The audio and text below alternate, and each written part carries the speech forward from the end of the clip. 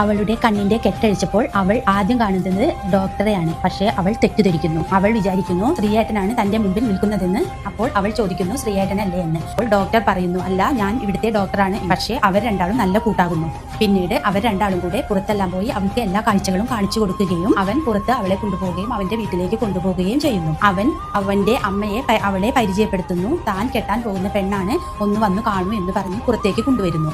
അപ്പോൾ അവൾ അവിടെ ഇരുന്ന് പാട്ട് പാടുകയാണ്. ആ പാട്ട് കേട്ട് അവന് ഭയങ്കര ഇഷ്ടമാകും. അങ്ങനെ അവന്റെ ഒരു കൂട്ടുകാരൻ മ്യൂസിക് ഡയറക്ടർ എടുത്ത് അവളെയും കൊണ്ട് പോകുന്നു. അങ്ങനെ അവിടെ ഒരു ചാൻസ് കിട്ടുകയും അവിടെ നിന്ന് അവൾ ഫേമസ് ആയ ഒരു പാട്ടുകാരിയാവുകയും ചെയ്യുന്നു. അതോടുകൂടെ അവളുടെ തലവരം ദിവസം അപ്രതീക്ഷമായി ഉണ്ണി അവളുടെ വീട്ടിലേക്ക് എത്തുന്നു. പക്ഷേ അവൾ ഇതൊന്നും അറിയാതെ മുകളിൽ ഇരിക്കുകയായിരുന്നു. അവളുടെ ആങ്ങള അവനെ അകത്തേക്ക് കടത്തിവിടാതെ പിടിച്ചു വെച്ച് പോലീസിനെ ഏൽപ്പിക്കുന്നു. അവൾ അതൊന്നും അറിയുന്നുണ്ടായിരുന്നില്ല. പിന്നീട് ഒരു ദിവസം ഡോക്ടർ വന്ന് ഇവളോട് പറയുന്നു, എനിക്ക് തന്നെ ഇഷ്ടമാണ്, തന്നെ വിവാഹം കഴിച്ചാൽ കൊള്ളാമെന്നുണ്ട് എന്ന്. അപ്പോഴാണ് ഇവൾ പറയുന്നത്, ഞാൻ ശ്രീയേട്ടൻ എന്ന ഒരാളെ കാത്തിരിക്കുകയാണ്, ഒരു ഏലക്കച്ചവടക്കാരനാണ് എന്നെല്ലാം ഡോക്ടറോട് വിശദമായി പറയുന്നു. ഡോക്ടർക്ക് വളരെ സങ്കടമാകുന്നുണ്ടെങ്കിലും അവളെ ഹെൽപ്പ് ചെയ്യാമെന്ന് ഡോക്ടർ സമ്മതിക്കുന്നു.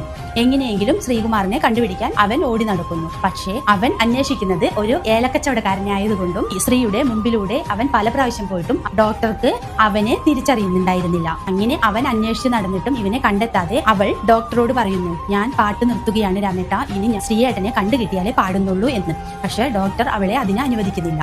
ഇവരെ രണ്ടുപേരെയും അറിയുന്ന ഒരു കാക്കാത്തി അമ്പലത്തിൽ ഉണ്ടായിരുന്നു. ഇവരുടെ രണ്ടുപേരുടെ ഇഷ്ടം കാക്കാത്തിക്ക് അറിയാമായിരുന്നു.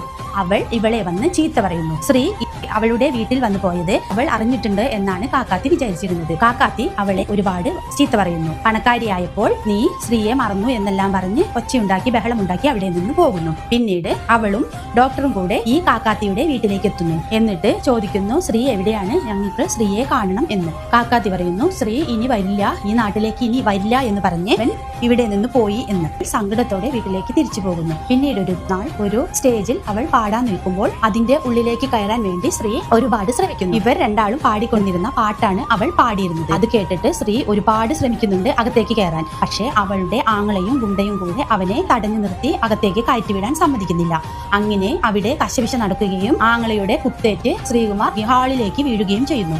അവിടെ നിന്ന് അവൾ പാട്ട് നിർത്തി ഇവനെ നോക്കുമ്പോൾ ഇവൻ ആ പാട്ടിന്റെ ബാക്കി ഭാഗം പാടും. അങ്ങനെ അവൾക്ക് മനസ്സിലാകുകയാണ് ഇത് തന്റെ ശ്രീയേട്ടനാണ് എന്ന്. അപ്പോഴേക്കും അവൻ സ്റ്റേജിന്റെ അകത്തേക്ക് കയറി അവളുടെ അടുത്ത് വന്ന് ചിക്കു എന്ന് വിളിക്കുന്നു. അപ്പോൾ അവൾക്ക് ഉറപ്പായി ഇത് ശ്രീയേട്ടൻ തന്നെയാണ് എന്ന്. കണ്ണ് കാണാതിരുന്നപ്പോഴാണല്ലോ ഇവനെ പരിചയപ്പെട്ടിട്ടുള്ളത്. അവൾ കണ്ണ് അടച്ചു പിടിച്ച് തന്നെ അവനെ തടഞ്ഞ് എല്ലാ ഭാഗവും തപ്പി നോക്കുന്നു. ശ്രീയേട്ട എന്ന് പറയുമ്പോഴത്തേക്കും അവൻ കുത്തേറ്റ് താഴെ വീണിരുന്നു. അവൾ നോക്കുമ്പോൾ അവൻ മരിച്ചുപോയിരുന്നു. ഒരു പ്രാവശ്യമെങ്കിലും കണ്ടിരിക്കേണ്ട ഒരു സിനിമയാണിത്.